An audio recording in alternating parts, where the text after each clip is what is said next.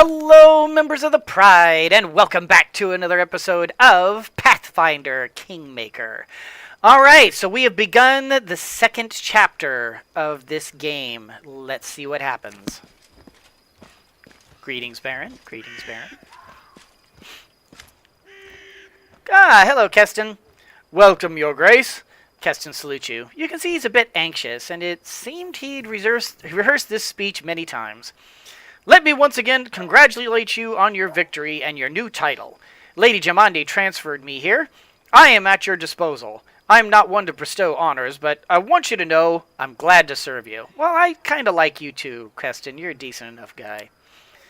I'm here to welcome you on behalf of your new capital citizens. The Stag Lord's former stronghold will soon be a thriving city. Word travels fast, and the first settlers have already arrived, with new ones approaching as we speak. While you were visiting Restov, much has been done here. Your benefactors, the Aldori, invested a great deal of resources in building the city.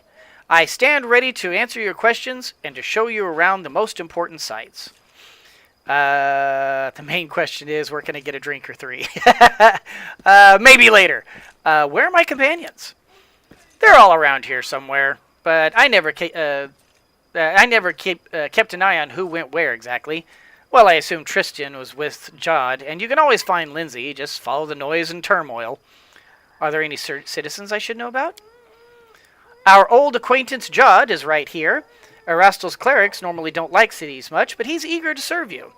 Also, the emissary from Brevoy is here, waiting for you in the throne room. There's also this curious matter. An elf has paid us a visit, a blind elf. Desna only knows how he managed to get here. He seems a pleasant, peaceful, even pleasant fellow, though naturally a bit odd. So I let him stay a while. It's up to you to decide what to do with him now. That's about it, I guess. What's the mood of the people here? I must admit, I've never seen anything like that in my whole life. A city, a whole barony, born right in front of our eyes. The people sense the moment, and today we're feeling proud. As a rule, I'm not too cheerful or chatty. I'd normally feel out of place amongst all the rejoicing, but today is just one of those days. Well, the main question is, where can I get a drink or three? It's time to toast my victory. Keston hesitates a brief moment, then laughs. I'll make sure to show you the moment we enter the city. The tavern was the first business that opened. Building a city is thirsty work, and I beg your forgiveness for my behavior during your reception. I drank a little too much. It's a day for celebration. Well, I'm ready to look around the city. Lead the way. Follow me, Your Grace. Oh, so we're actually going to get a tour.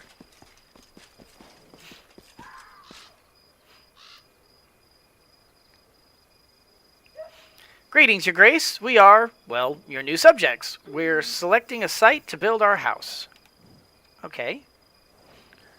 So, wait a minute. So this is going on...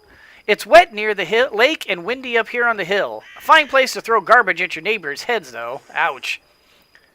So is this all being done outside of me? That would be very disappointing. It's a good thing you got rid of those monsters and bandits, Your Grace.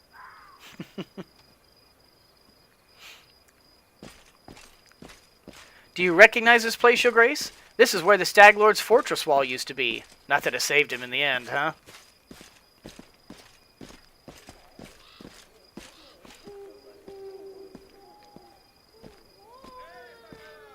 Okay. Okay.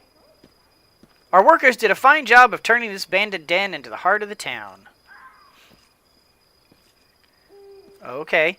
The heart of every town is its main square. We plan to hold street festivities and fairs here. Look, we already have our first vendor.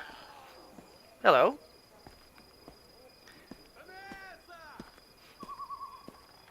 Come on. Man, this doesn't let you skip through. Greetings, Your Grace. If you turn to the right from the square, you'll end up straight in our tavern. So, okay, that way is the tavern. Gotcha. The Tavern Sale is blessed by Caden Kalen himself, I swear. And the lady who owns it is a gem. Well, we got some business going on here.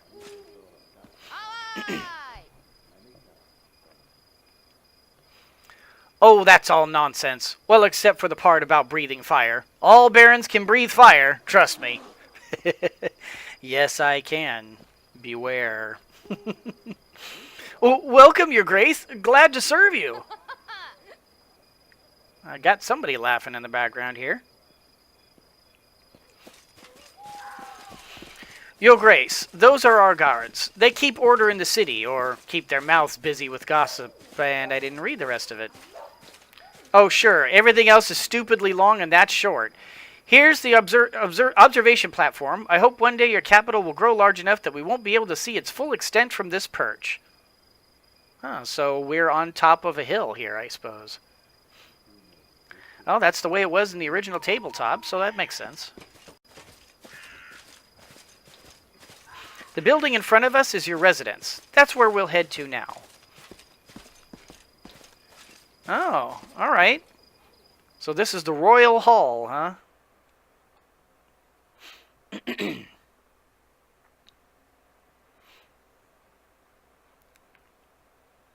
Come on.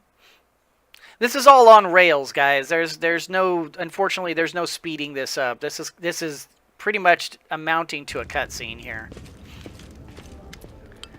Welcome to your barony. You're about to make the unyielding stolen lands a prosperous kingdom. There's a long and arduous road ahead of you. You and your advisors are going to deal with matters of national importance, found and build up settlements, seize and develop new regions, solve pressing problems, and take advantage of good opportunities. A prosperous governor will be handsomely rewarded with support and donations from their subjects, promising allies with other states, wealth for their treasury, and many other things. Good luck in your ruling, Baron. Thank you. So now we've reached the main chambers. This is your throne room, where you'll hold court and receive visitors. Let me draw your attention to this large map, depicting your barony and its surroundings. We'll mark all the important scout reports and other news worthy of your grace's attention. Having finished his speech, Keston tucks his thumbs under his belt and stands quietly. Greetings, your grace. Cassil's Lady Jamandi's ward gives a polite bow. It was a pleasure to meet you at the Restov reception. On behalf of your allies and benefactors, the Aldori Sword Lords, I'd like to offer you some advice. Okay, so barony effects, community +6, loyalty +6, military 3, economy 3. I would really like that to be larger. Divine 3, arcane 3, stability 3. New event, pillage the Temple of Elk. Trade agreement with Sertova. Rebuild the Temple of the Elk as Vanki's offer. Difficulty level of your barony. You may change the difficulty level of your barony at any time or set it to automatic. If set to automatic, you won't have to deal with most government decisions. They'll be taken care of automatically and your barony will never fail. However, this will also prevent you from unlocking any governance-related achievements. Okay. You can solve most of your barony's problems by granting appointments to the right people, responsible people. But certain state business will demand your personal attention, as will the visits of especially important guests. Reports of such outstanding events will be marked on your map. You can always check it while considering your plans. According to the ancient traditions of Brevoy and most of the river kingdoms, rulers address affairs of state and receive visitors at the beginning of the month. My advice to you is to maintain this tradition and regularly visit your capital when needed. The first thing you should do as ruler is assign loyal people to all the important positions in your barony. Your clerics, Jod and Tristian, were the first to seek an audience. I won't distract you further, and I'll leave you to consider. Once again, my congratulations. May your rule be long and prosperous. Okay. Good old Jod. Hello, Jod. Your Grace, allow me to congratulate you on receiving the title of Baron. I am confident that you'll be able to bring order to these troubled lands. Jod stumbles slightly. Though, to be honest, that isn't exactly what we wanted to speak to you about. Trusty and I have been talking a great deal about what happened at the Temple of the Elk. It doesn't all make sense to us yet, but one thing is clear. There's a powerful curse at work.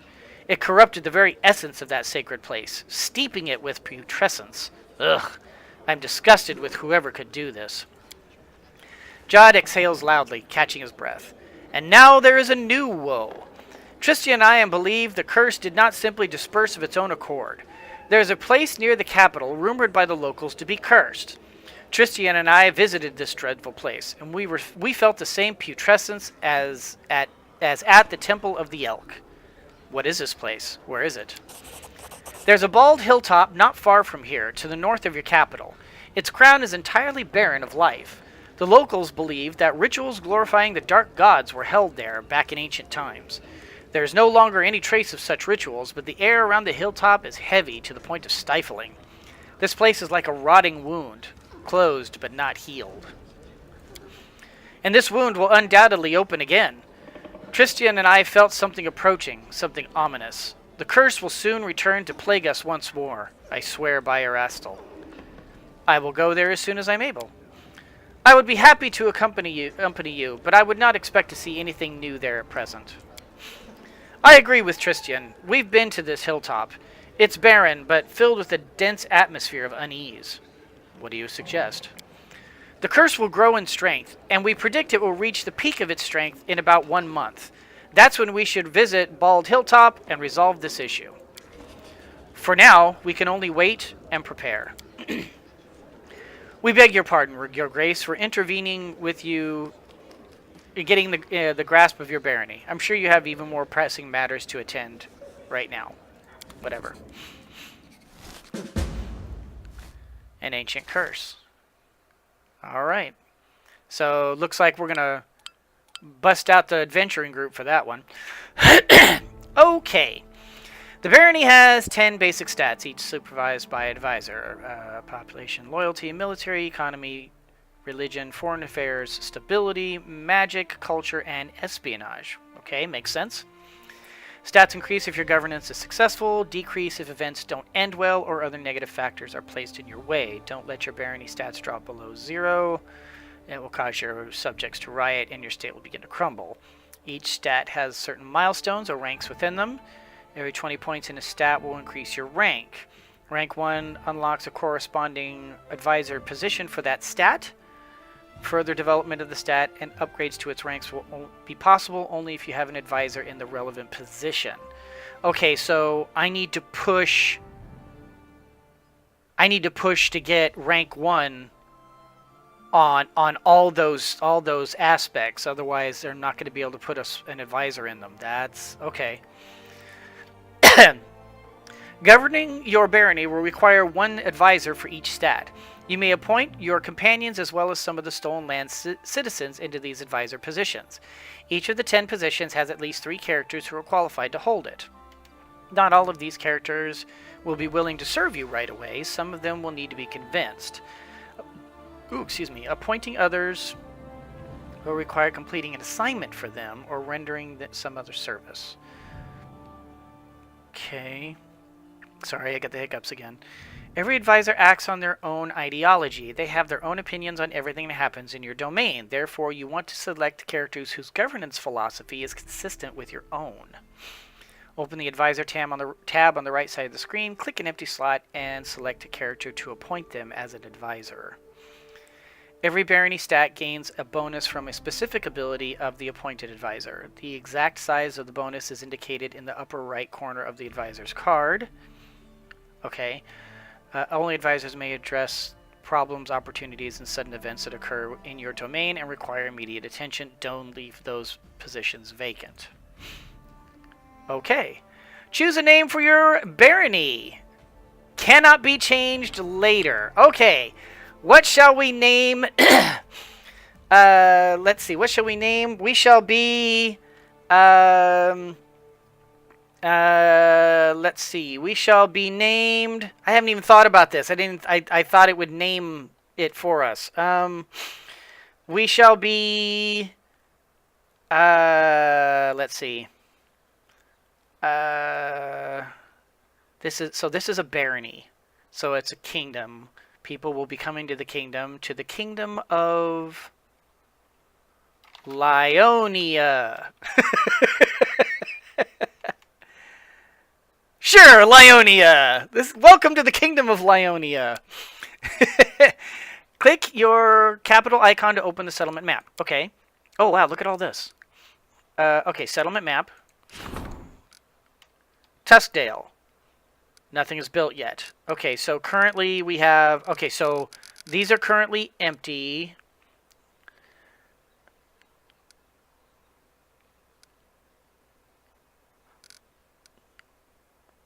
Oh, interesting. It says kingdom stat value is currently at 10, but it says here it's +0. Oh, so the buildings are going to add to this, and then the overall rank... Okay, I get it. I get it. I'm on it. Oh.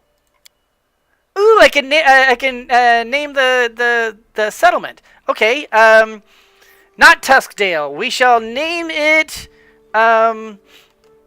let's see. We shall name it...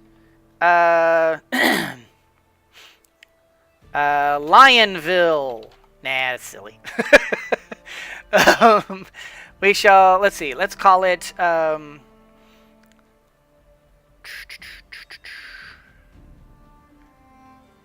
let's call it... Evermore. Yes. This shall be the city of Evermore. Why not? Enter. Okay.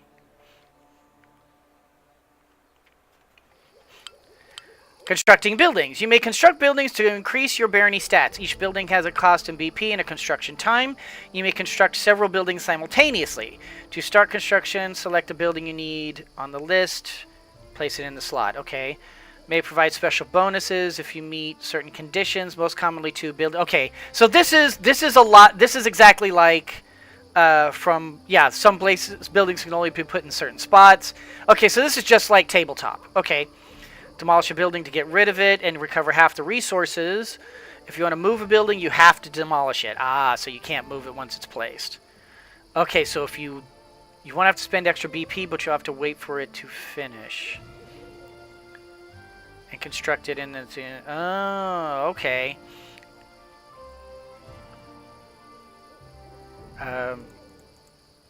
Stats.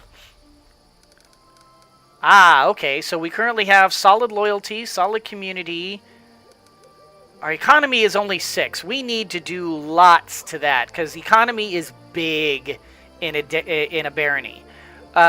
If you need BP in order to build anything and do anything. And let's see, we have... Oh, 450 BP and 32 per week. Okay, good to know.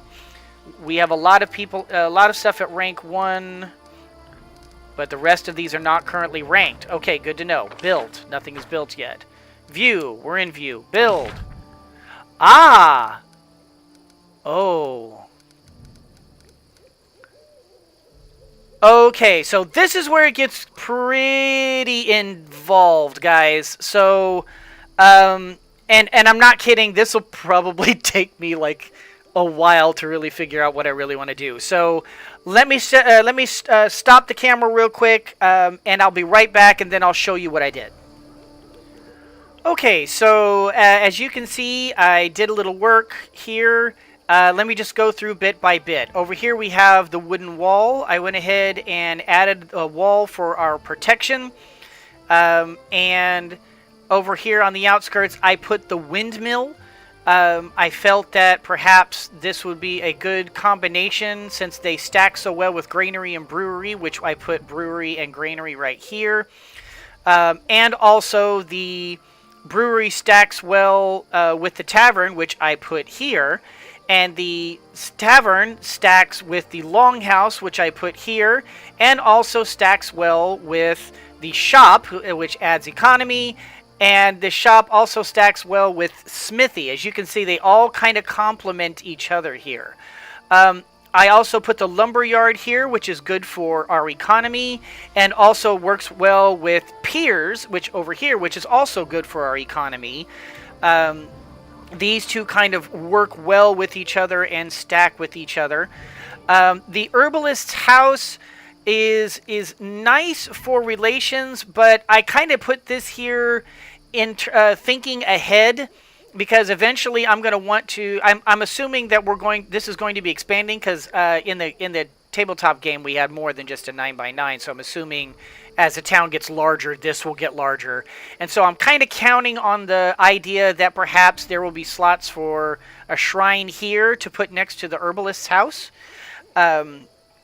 And since we have a free shrine that is kind of on the that's been promised to us by Erastil's priest, by Keeg, when this slot comes up, we'll have a place to put it. And if it turns out this never does, then maybe the next the next house or city we establish will have it. I don't know.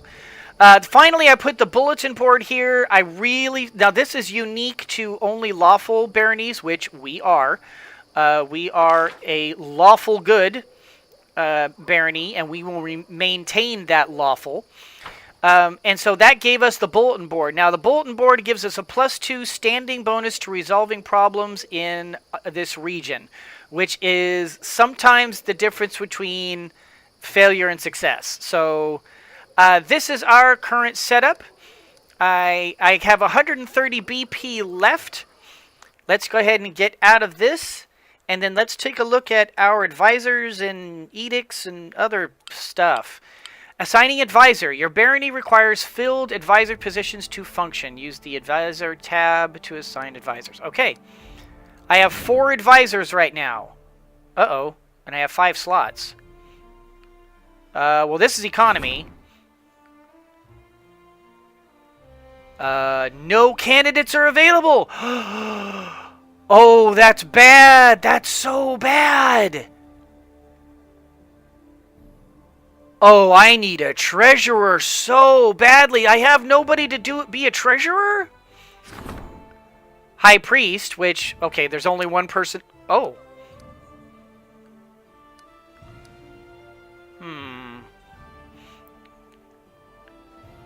Okay, so Jod is, from what I can tell, a good guy. The problem is Harem actually has better stats.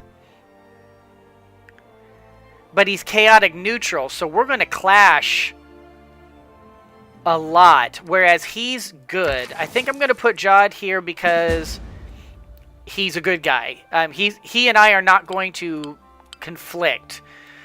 You may claim new regions to expand your territory. Open the regions tab on the right-hand side. Select the relevant project at the bottom of the screen. Claiming a region will allow you to significantly increase your barony stats and found settlements. Right. Here's what you must do. Meet regional conditions. Complete quest or collect a certain rank. Collect sufficient BP. Find an unoccupied advisor. As soon as you start the kingdom project to claim the region, time will automatically speed up for the next 14 days, the time it takes for you and your advisor to claim the region. After a new territory is claimed and annexed, boundaries of the state will change and you receive all the bonuses. Alright, so it's par for the course, in other words. Alright, the regent. Yes, the regent is important. Charisma.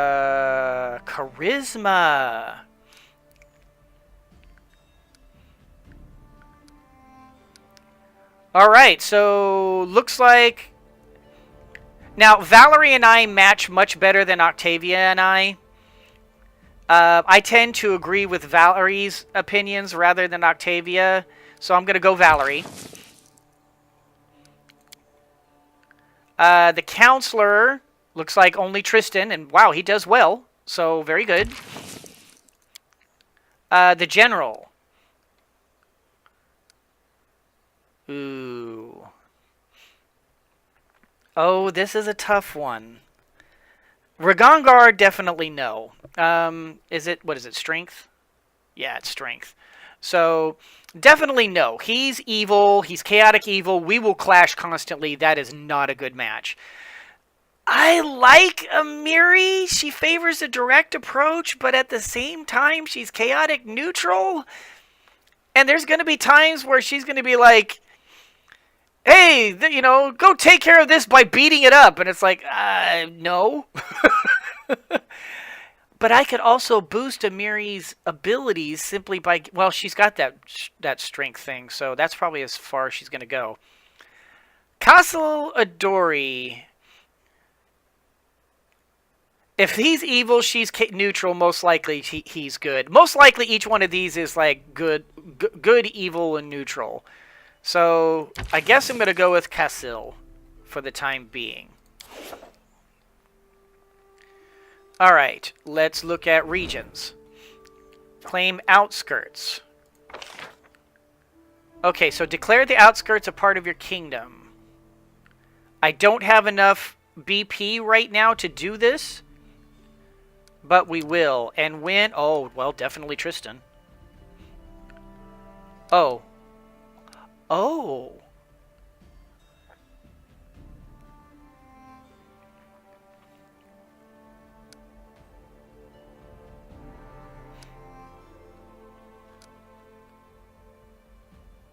Interesting.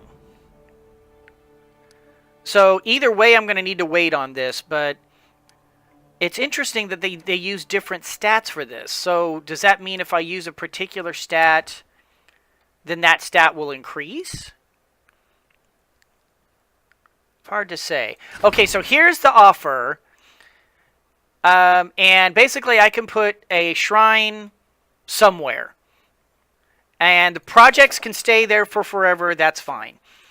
Rebuild the Temple of the Elk. 100 BP requires 60 days, 2 months to solve. And 100 BP.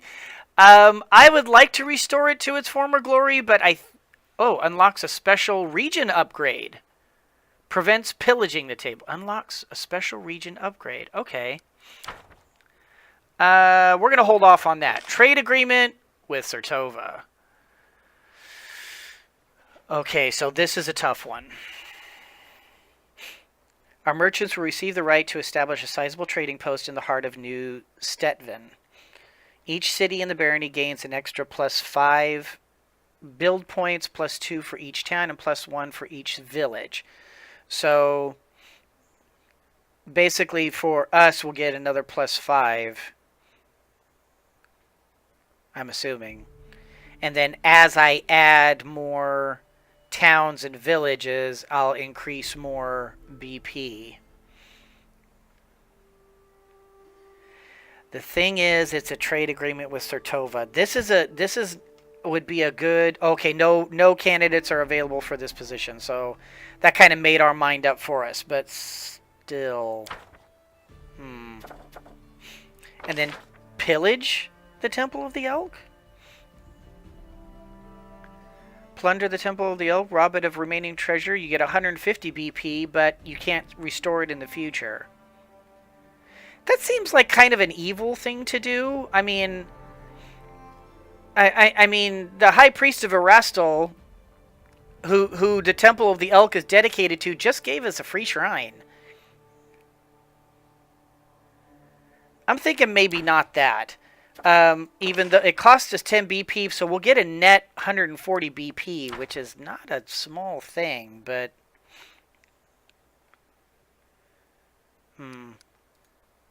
It is... interesting.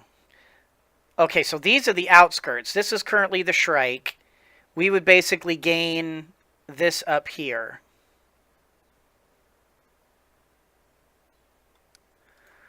Okay. Alright. So we need to wait for time to pass here. So in the meantime, since we're waiting for time to pass, we should probably look into some of the other things in the kingdom here. For example... How may I serve you, Your Grace? How are you enjoying your duties? Everything is all well, Your Grace. I just keep forgetting what a mess it is in the stolen lands, and how troubled are the minds of its people. Sometimes I must listen to such nonsense from my visitors. Erastil, forgive them. Cassil? I should probably learn about you, but I'll do that off camera. I won't bore you guys. Kestingeres. How may I serve you, Your Grace? If I were to offer you a public position, what job? Ooh. I believe I can manage to uphold the law. Being a warden would suit me well. Okay, so when that becomes... When warden comes up, that'll be good. Valerie?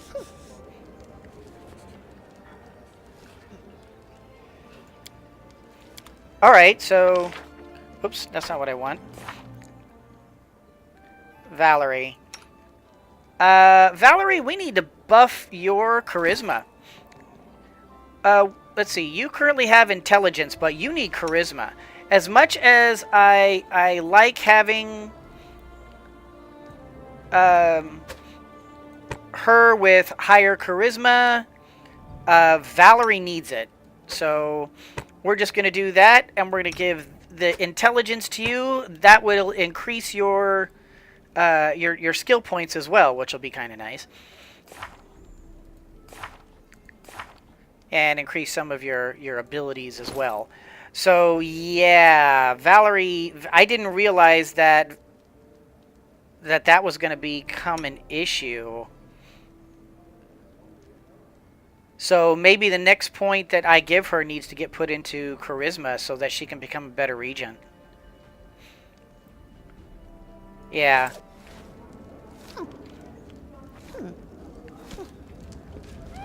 I really want to know where the heck... Where is Jaethal? Oh, here we go.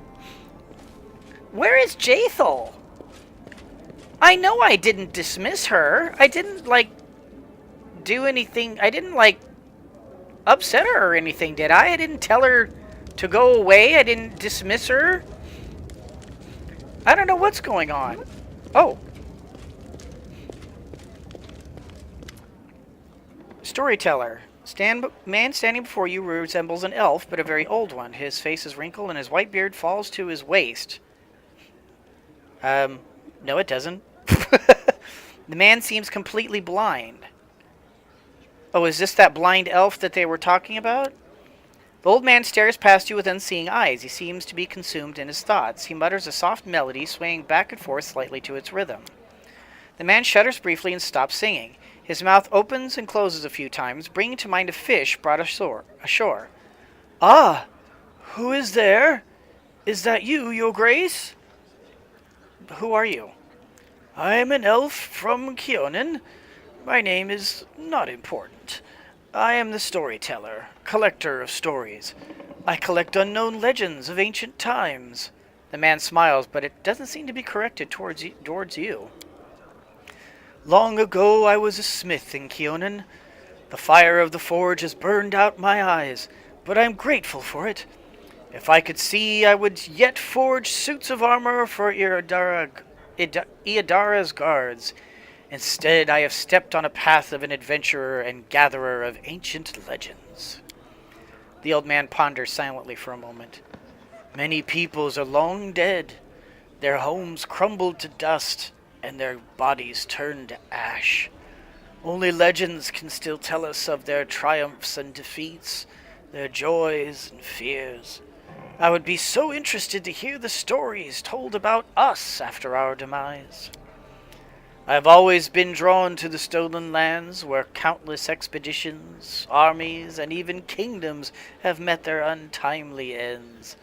When I learned of a new barony being founded in the heart of these lands, I knew I wanted to be a part of its story, so I made the journey here. Are you really an elf? Do other elves age like you have? A common question.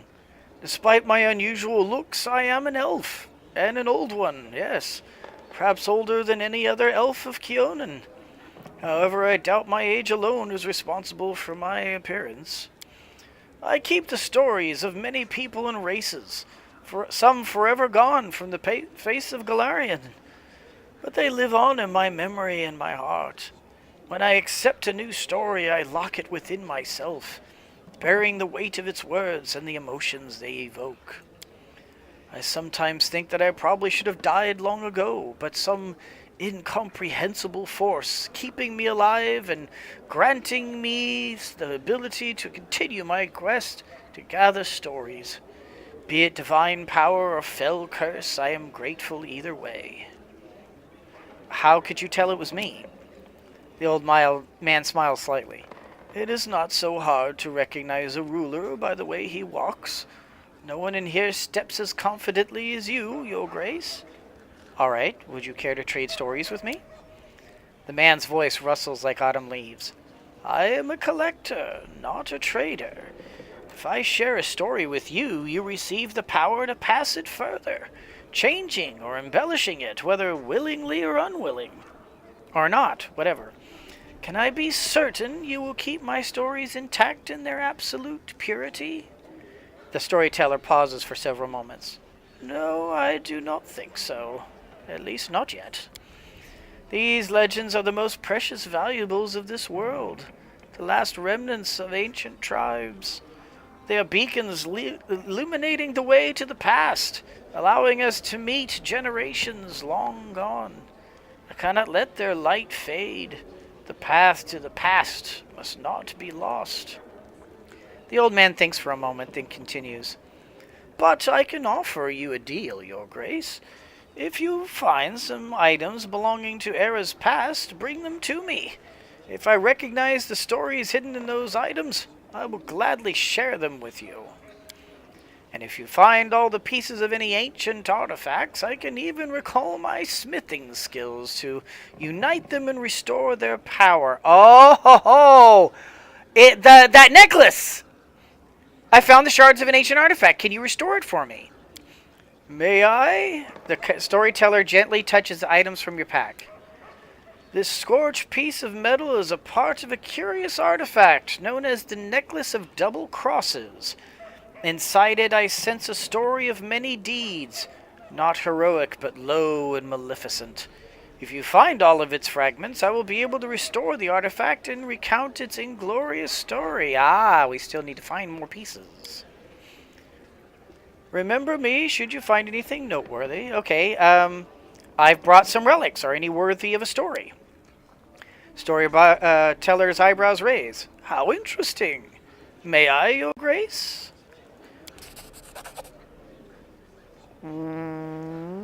Wow! Those ancient Rosslyn coins were worth 3,400! Is that a piece or all of them? No, that's got to be all of them. Wow! A coin from a non-existent country. When Coral the Conqueror mastered Rosslyn, having claimed it for Brevoy, he prohibited the issuance and use of such coins. Both ordinary folk and the Aldori sword lords were required to use new coins, decorated with Coral's profile. But no one was quick to be rid of those prohibited coins. Oh no. In many houses they still store boxes and whole chests of such coins, waiting for the day when Rosslyn declares its independence. It caresses a symbol shaped like a tree leaf. And what is this? I hear the voices of trees, smell the scent of fresh leaves. A dryad mark, is it not? I would be happy to purchase it from you. Another 2,400 for all those tokens of the dryad. Toys with an ancient plain-looking coin. What was the name of the Coloran ruler? Oh, Cyclops Empire. Okay. Who issued this coin? Does anyone remember now? What did the Cyclopses use to purchase? Food? Books? Weapons? Perhaps someone's life? Or their freedom? Who can say? Its history was erased by the Earthfall.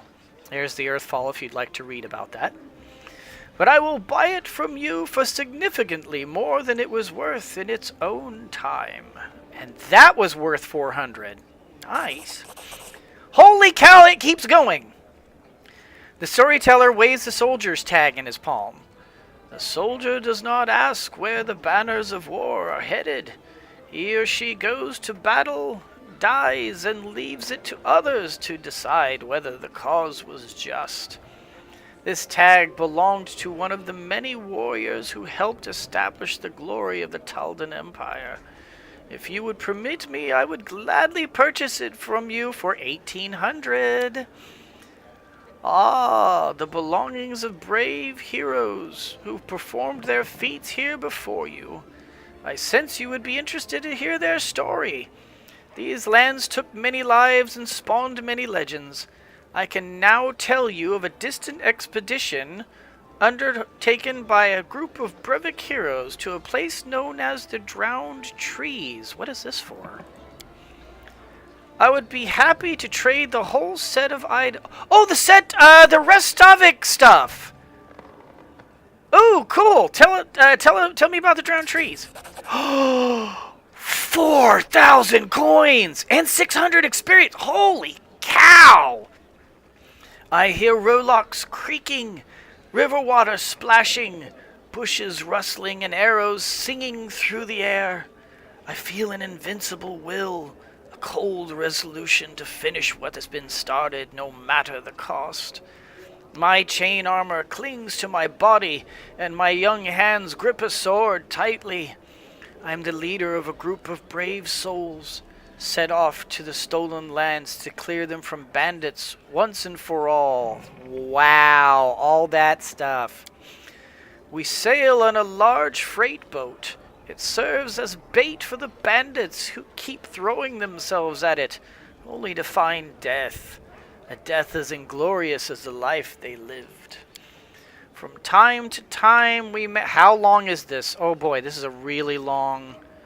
Okay, guys, we've already gone on for a really long time in this episode, so I'm going to read this a little faster. From time to time, we manage to capture a prisoner. While our inquisitor talks to them, I go to the stern, shutting my ears to their cries. I remind myself that these are scum, drenched in blood to the elbow. I think upon our cause, freedom from my homeland, an independent Rossland. But still my goosebumps rise with each pitiable cry. I must steel myself and be strong. Who's in your group? A paladin, a ranger, a sorcerer, a sorceress, a priest, and an inquisitor, and me, a fighter. All experienced combatants. Over and over, we've saved each other's lives in time of need. Why do you question the prisoners? The bandits attacking our boat are small fry. We're looking for their main lair, a place known as the Drowned Trees. We seek the leader of the bandits, an underwater monster named Dargut Droon, and we will not leave without his head. I wonder if this is telling us like future adventures. Have there always been so many bandits in the Stolen Lands? This land swarms with them, and we meet them more often than common merchants. You see, we started a rumor that the Aldori swordlords are using this boat to sneak treasures out of the country. Now half the gangs in the area are hunting us. Please continue. At night, it seemed the whole army is attacking our boat. Far too many of us for us to fend off, but luckily we don't have to. While they battle monsters we've summoned in a pitch-black magical darkness, we drink the potions we've prepared and dive under the water. The scum break into the hold, but instead of treasure, they find their final surprise, the work of a Restavik alchemist, a trap. A dozen barrels of highly explosive oils. We watch from a safe distance as the boat is blown to pieces in a deafening explosion. Everything has gone according to plan. The more who die here, the fewer will meet in the Drowned Trees. We march through the forest, then camp to regain our strength. Their nest is close. Our inquisitor discovered everything, even the location of their secret entrance. Today we rest. Tomorrow the Bandit King will draw his final breath. Even if you sneak into the bandit camp unseen, how will you handle them all? Each of us is worth 24 in battle. Besides, we are well prepared. Chaos, confusion, and severed monsters will be on our side. And fire. A lot of fire. What kind of a secret entrance? An underwater path winding along the swamp bottom. We have potions to breathe freely underwater. We couldn't see beyond our outstretched arms in the muddy water, and there were plenty of traps along the way. But the Inquisitor learned all the signs that marked the safe passage. At least we believe she did. Please continue. We trudge through muddy waters. Suddenly a giant log studded with blades falls from above. I manage to stagger back, but the paladin who walked alongside me is now a gory sight, spread thin across the ground. The next moment, a monstrous creature emerges from the darkness, a twisted cross between fish and monkey. Its clawed hand reaches out, effortlessly melting away the Inquisitor's flesh, then ripping out her heart. This is the king of the bandits, Dargut Droon. The bandit we captured did not lie, but the secret passage he spoke of led right into the underwater lair of his master. I bury my terror deep in my soul. There's no time for weakness. There were only 4 of us left, and we are gasping for air by the time the freak's lifeblood stains the water. We leave the beheaded body on dry land and then retreat and recover. Only now I allow my hands to tremble, my breath to race unbidden, my tears to flow. What kind of a monster was this Dargut Droon? They say he was once a normal human, but he offended a powerful fae. She cursed him, turning him into a monster, but one bestowed with the ability to breathe underwater and melt human flesh with his touch. With these powers, he became the Bandit King. Did you find anything useful? Oh yes, the Bandit King was a true collector of magical items. We lost 2 of our friends, but what we found there would help us finish what we started. So the bandit wanted to set you up, but he played right into your hands? You could say so. Dargut Droon didn't expect an armed party to appear there before him, but we too were unprepared for the encounter. The bandit's lie cost both sides dearly. The next night, wow, this is long. The next night, we returned the same way. We swim up to the surface and quietly gather our bearings. Above us loom the drowned trees, enormous dead trunks emerging from the water, bridges crisscrossing their branches. The air is filled with the sounds of battle. Having lost their king, the bandits now battle each other for power, and we are ready to join the fight. We leave at dawn. Behind us, smoke rises up to the sky. The bandit nest smolders and blazes. Only 2 of us remain, the priest and I. We've won, but this victory tastes of ash, cinders and swamp ooze. I ask him, tell me, Esvanki, was it Esvanki? Esvanki Keeg? Was it worth it? He put his hand on my shoulder and says, yes, Jamandi. Now the stolen lands will be ours. I wish I believed him. Wow, this was the story of Jamandi and Esvanki Keeg. The storyteller heaves a sigh, runs his hand over his face, and rubs his temples. Thus the expedition to the drowned trees came to an end. I must admit, it was no easy feeling for me to stand in the place of this daring woman. The steel in her soul was colder than ice. Wait, is this the story of Jamandi Eldori? But she's still alive! Some people become legends in their own lifetime. Jamandi has performed many glorious feats, and there may yet be more ahead. Wow. If Jamandi has once cleared the stolen lands of bandits, why must we do it all over again? The death of Dargut Droon and the destruction of the drowned trees weakened the bandits, but not for long. The paladin who died was a noble. It was he who was supposed to claim the stolen lands and send in the troops. While Jamandi sought another candidate or a priest capable of performing a resurrection ritual, a new bandit leader emerged in the destroyed fortress on the banks of the Tuskwater. Within a year, the stolen lands were swarming with gangs once more. Thank you for the story, storyteller. He inclines his head respectfully. Wow. Okay, we're not going to tell another of the stories again, because that's just going to, yes, second thought. Your stories are amazing. You made it sound as though you were actually there for a moment. I gained this gift after I lost my eyes. When I touch relics, I can feel the thoughts and emotion of those who previously owned them. If the emotions are strong enough, I can even see the events that left those impressions. Dude, I need a wise advisor at my court. Would you like to serve me in matters of state? The storyteller's voice grows soft. Thank you for your words. I am unlikely to be able to interpret the intricacies of the political world or the affairs of the treasury, but my advice regarding the magic of the arts would be useful to any ruler. Dude, we need to get our arcane up. He'll end up being an arcane advisor. Of course, probably so would Octavia, but still, rock on. Okay, I'll leave you to your legends until we meet again. He doesn't answer. Wow, that was cool. I was not expecting, I know a lot of the storytelling and the writing and on this stuff leads to really cool stuff, but it drags on after a while and it kind of gets boring after a while, but that was cool. I got to learn about Jamandi and Esvanki. I can never say that. Keeg. Got to learn about Keeg. Cool. Well, this episode has gone on so long. Gosh, I'm sorry, guys. The last couple of episodes have been nothing but just me talking, so I'm so sorry about it. We'll get back to the action soon, I promise. But anyway, guys, that's going to do it for this particular episode. I hope you all enjoyed it. If you did, do the liking and the subscribing and the commenting down below. You guys are just absolutely fantastic. Thank you so much for watching. And as always, everyone, always remember that anyone can be a mouse that roars, but it takes someone special to be a lion that squeaks. So embrace your inner lion and squeak on! I'm going to look around the town here. Most likely, I'll bet the town itself is going to be probably kind of just typical stuff. But if I come across anything, I'll be sure to turn the cameras back on. But I get the feeling that this next part is just going to be me going from place to place and figuring out where everything is, like where Valerie is.